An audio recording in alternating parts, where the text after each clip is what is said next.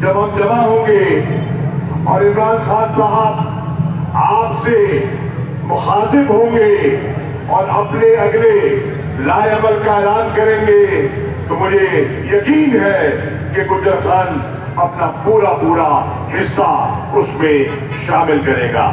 लोगों के फायदे के लिए जब आप सस्ता तेल खरीदते हैं तो महंगाई कम हो जाती है मुल्क।